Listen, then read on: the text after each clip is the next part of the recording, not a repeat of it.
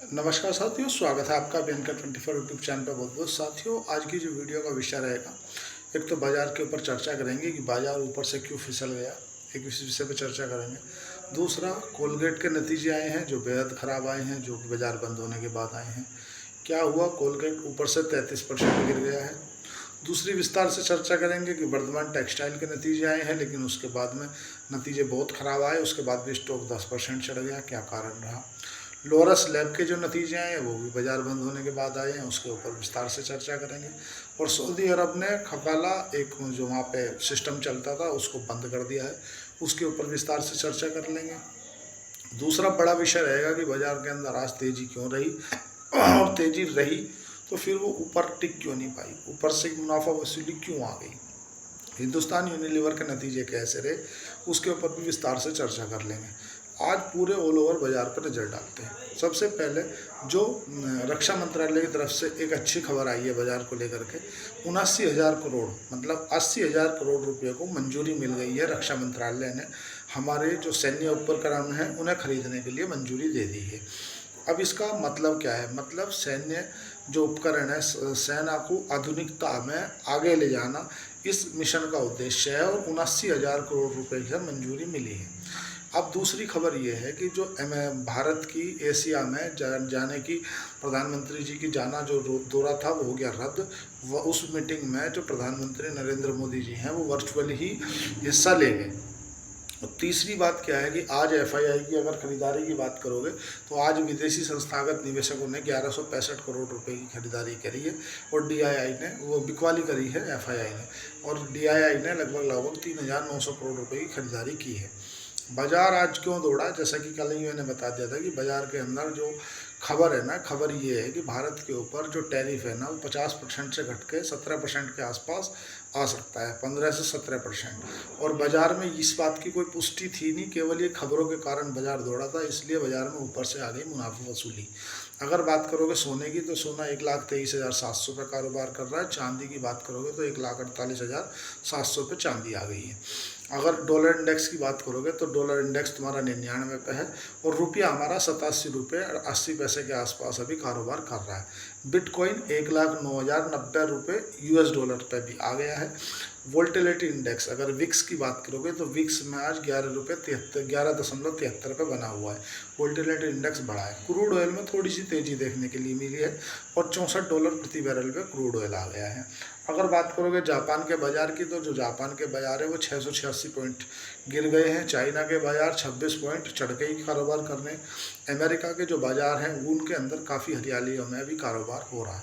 हमारा bank Nifty और Nifty और सेंसेक्स की बात करें तो तुम्हारा निफ्टी भी चढ़ गया। आज निफ्टी भी 172 पॉइंट चढ़ा, और तुम्हारा ऊपर तो बहुत ऊपर खुला था, लगभग लाइफ टाइम हाई पे ही खुला, लेकिन फिर स्लिप होकर नीचे आ गया। बैंक निफ्टी तुम्हारा 70 पॉइंट चढ़ कर 58,000 के क्रॉस ही बंद हुआ। और अगर बात करोगे सेंसेक्स की, सेंसेक्स 130 पॉइंट चढ़ गया। ज़्यादातर अगर मिला जुला कारोबार ही देखने के लिए मिला बाजार में, क्योंकि जो मिड कैप निफ्टी और तुम्हारा स्मॉल कैप निफ्टी वे कहीं नहीं गए। वे अगर बात करोगे मिड कैप की तो मिड कैप 11 पॉइंट और स्मॉल कैप जो है 10 पॉइंट के आसपास गिर के ही रहा। इसलिए पोर्टफोलियो में कहीं कुछ नहीं हुआ। आपने देखने लगा होगा कुछ स्टॉक जो थे वो तड़ातोड़ तेजी में थे। निफ्टी एफएमसीजी में अच्छी बढ़त देखने के लिए मिली। निफ्टी आईटी में थोड़ी सी तेजी ज़्यादा देखने के लिए मिली। निफ्टी फार्मा गिरावट के साथ रहा, निफ्टी ऑटो भी गिरावट के साथ ही कारोबार करके बंद हुआ।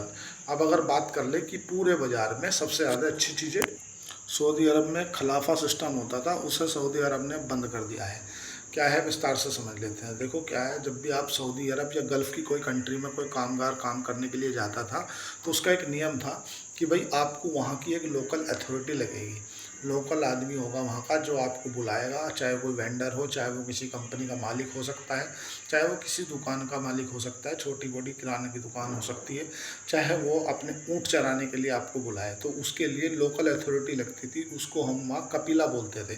कि कपिल का मतलब होता था कि आपका एक तरह से लोकल गार्जियन हो जाता था। अगर आप सऊदी अरब जा रहे हो तो सऊदी अरब जाते से ही क्या होता था कि आप लोगों का जो पासपोर्ट है वो अपने पास रख लेता था। वो कपिल मतलब वो जहाँ पर जिसके यहाँ आप गए हो काम करने के लिए, अब वो आपसे जिस तरह से चाहे उस तरह से काम करा सकता था।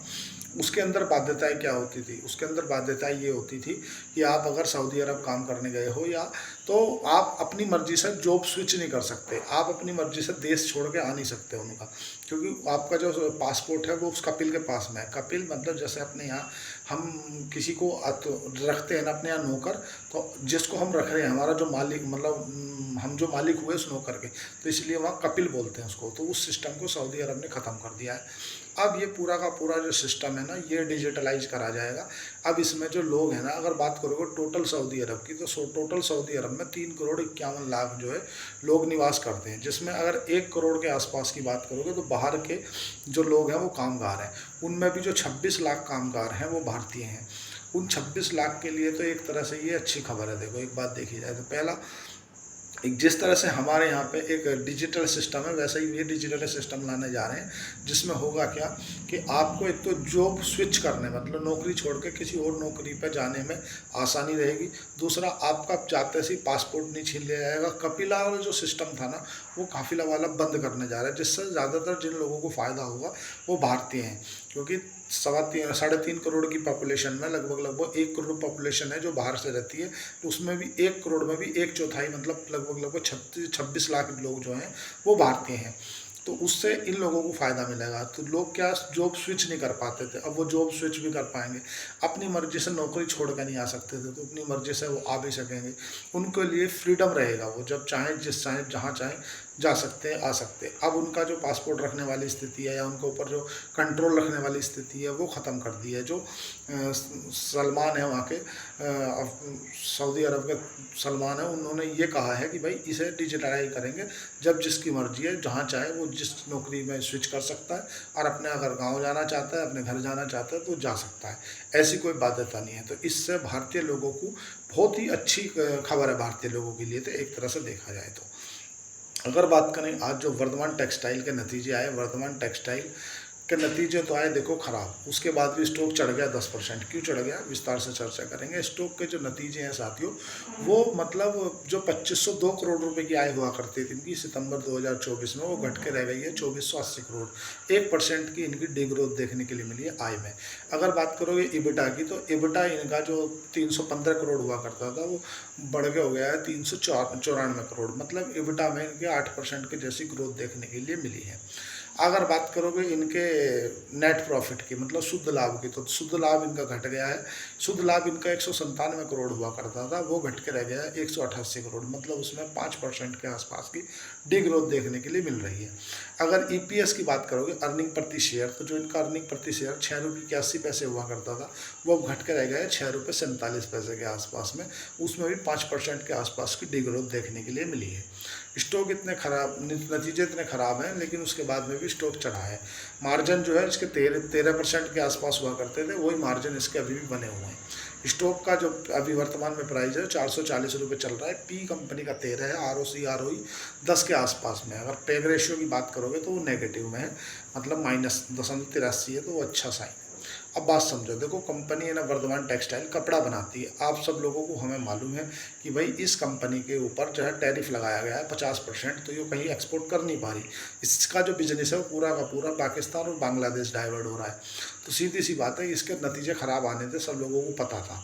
और दूसरी बात, अब रिपोर्ट जो है ना वो ये है कि जल्दी ही भारत और अमेरिका की डील हो सकती है, मतलब इस कंपनी का बिजनेस जो है वो आ जाएगा। दूसरा, इस कंपनी के बारे में जो पॉजिटिव खबर आई है कि कंपनी का जो प्रमोटर है ना, उन्होंने लगभग 3,500 करोड़ 3500 करोड़ रुपए का कैपेक्स का ऐलान कर दिया है वर्ष 2027 तक, कि हम आने वाले 2 सालों में 3,500 करोड़ रुपए का कैपेक्स करेंगे। दूसरा, इस कंपनी का जो है ना लगभग ये मान के चलो कि 25,000 कर्मचारी हैं। तो क्या 25,000 कर्मचारियों जो आदमी मैनेज कर रहा है, जो प्रमोटर है ना वर्धमान टेक्सटाइल का, उसको लगभग इसी इंडस्ट्री में 60 साल का अनुभव है। तो उसने ऐसी सरकारें लाखों मतलब ज़्यादा नहीं तो 20-25 तो देख ही ली होंगी जो इस तरह का एक्शन आता हुआ, और 75 देशों से ज़्यादा वर्धमान टेक्सटाइल में काम है। और इसका अगर बात करोगे तो एक तो मजाक मस्ती में बोलते हैं कि वो जो सोनू शर्मा है वो बोलते हैं, रवि शर्मा, की मेरा 100 करोड़ का टर्नओवर है, लेकिन वर्धमान टेक्सटाइल का अगर सभी ऑल ओवर देखा जाए तो 100 लाख से ज़्यादा का इसका टर्नओवर, 100 करोड़ से ज़्यादा का वास्तविकता में इसका टर्नओवर है। तो स्टॉक बढ़ा इसलिए क्योंकि कंपनी ने कैपेक्स का ऐलान कर दिया, और स्टॉक की जो नतीजे खराब आए उसका लोगों को पहले से मालूम था कि भाई हमारे ऊपर टैरिफ लगा हुआ है तो हम एक्सपोर्ट नहीं कर पाएंगे, एक्सपोर्ट करेंगी दूसरे देश से कोई कंपनियां, तो इसलिए हमारे देश की जो कंपनी के नतीजे हैं वो खराब आएंगे, पहले से पता था लोगों को। लोरस लैब के नतीजे आ गए हैं बाजार बंद होने के बाद, ताबड़तोड़ नतीजे आए हैं। अगर बात करें आय की तो 1224 करोड़ इनकी आय हुआ करती थी, जो बढ़ के 1653 करोड़ हो गई है, बढ़ के 35% के आसपास की इनकी आय में ग्रोथ देखने के लिए मिली है। इबिटा इनका 178 करोड़ हुआ करता था, जो बढ़ के मतलब 178 करोड़ हो गया है, जो पहले 126 करोड़ के आसपास हुआ करता था। 100 कितने करोड़ की प्रॉफिट है, 126% के आसपास की ग्रोथ देखने के लिए मिली। नेट प्रॉफिट की बात करोगे तो इसका नेट प्रॉफिट 20 करोड़ हुआ करता था, जो बढ़ के हो गया है 194 करोड़ का, मतलब नेट प्रॉफिट में 888% की ग्रोथ देखने के लिए मिल रही है।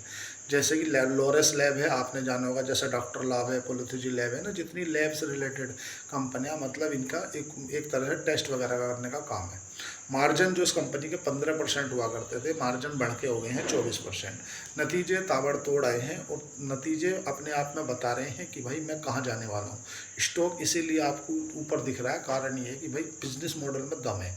अगर बात करोगे ईपीएस, अर्निंग प्रति शेयर, इसका 0.37 हुआ करता था, जो बढ़ के लगभग 3 रुपये 61 पैसे के आसपास में अभी वर्तमान में आ गया है। लोरस लैब अपने आप में देखो बिजनेस मॉडल अच्छा है, क्योंकि जब सब जानते हैं जिस तरह से लोग अवेयर्स हो रहे हैं ना, तो पहले क्या था कि जब तक डॉक्टर नहीं बोलते ना कि आपको आप चेकअप कराना अपनी बॉडी का, तभी आदमी चेकअप कराता था, नहीं तो नहीं कराता था। अब क्या लोग बाग अवेयर्स हो रहे हैं, लोगों के हेल्थ इंश्योरेंस बढ़ रहे हैं, तो लोग बाग एनुअली बेसिस पे भी अपने हेल्थ चेकअप कराने हैं। तो जब हेल्थ चेकअप कराएंगे तो भाई लोरस लैब जैसी कि जो कंपनियां हैं, डॉक्टर लाल पैथोलॉजी लैब है, इन कंपनियों को प्रॉफिट देखने के लिए मिलेगा। अगर बात करोगे इनका जो डेट है ना, वो डेट इन्होंने पिछली बार 53 करोड़ रुपए का दिया था, जो इंटरेस्ट है वो घट के रह गया है 40 करोड़ के आसपास। कारण ये है कि इस कंपनी पे ऊपर जो कर्ज था ना, वो कर्ज था तुम्हारा लगभग 2700 करोड़ के आसपास, वो कर्ज घट के रह गया 2200 करोड़।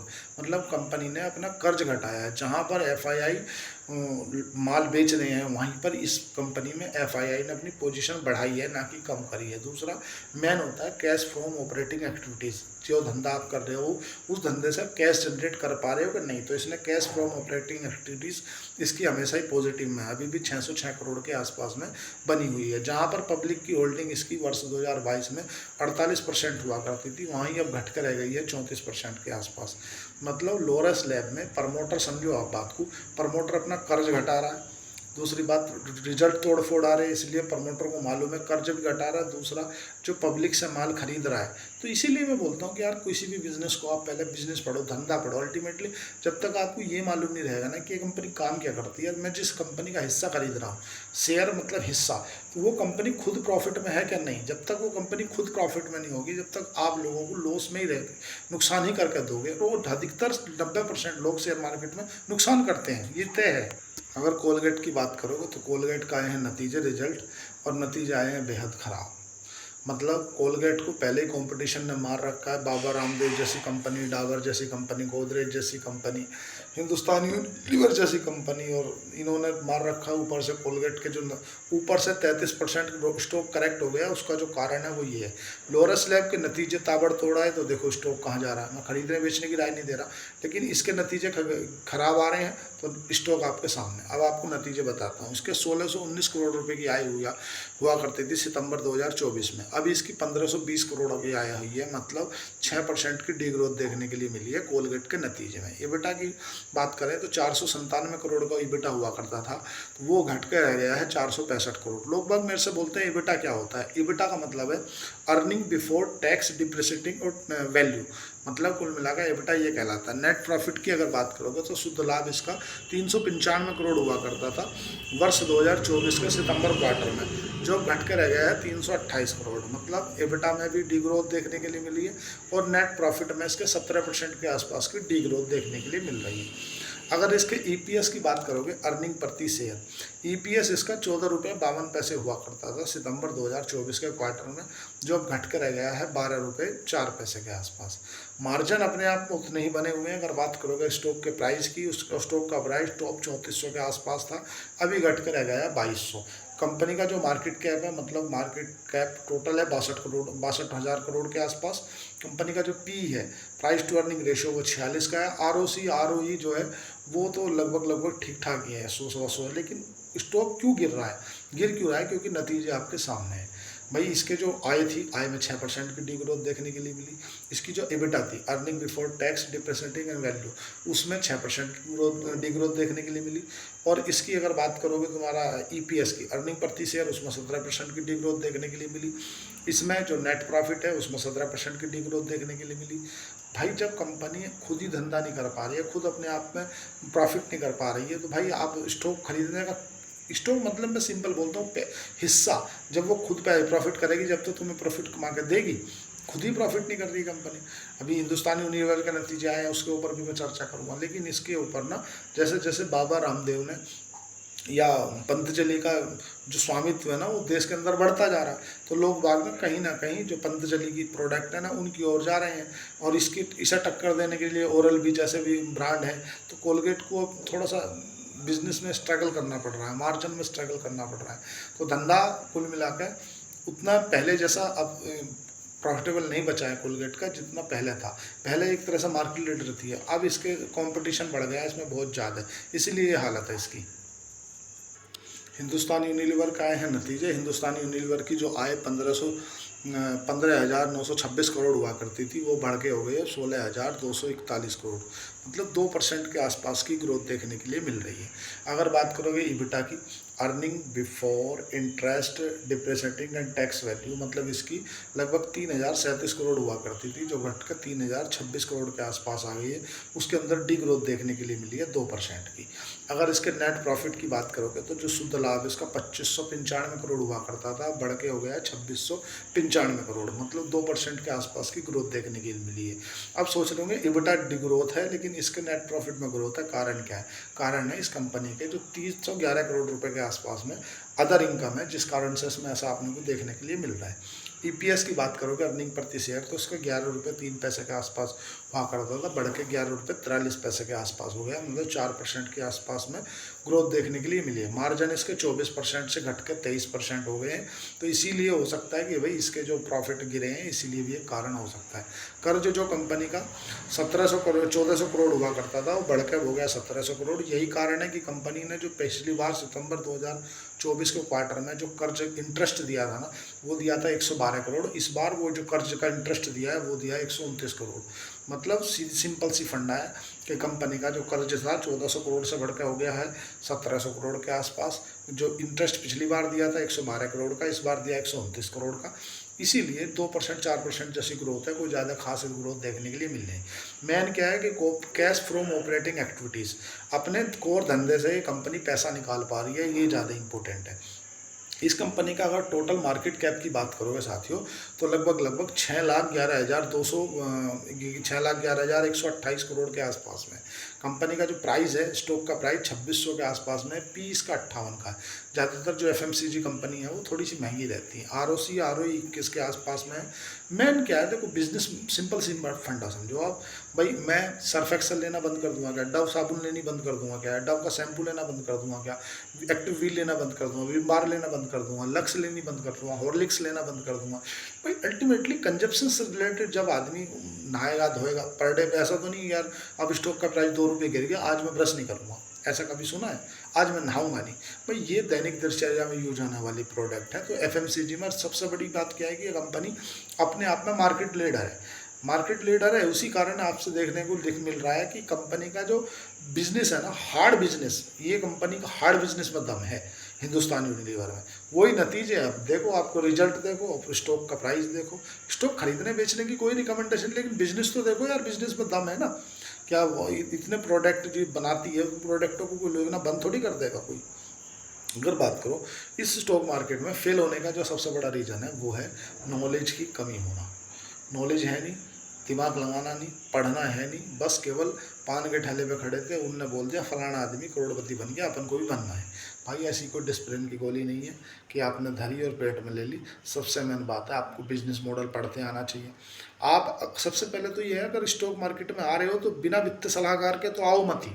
अगर आप FNO कर रहे हो, फ्यूचर लोन ऑप्शन कर रहे हो, तो सबसे सरल तरीका कि आप किसी गरीब को दे दो कि यार ले भैया, और उसे कम से कम तुम्हारे तो दिल को तसल्ली हो जाएगी। अगर आप FNO करोगे तो एक ही झटके में पूरा कमा दोगे।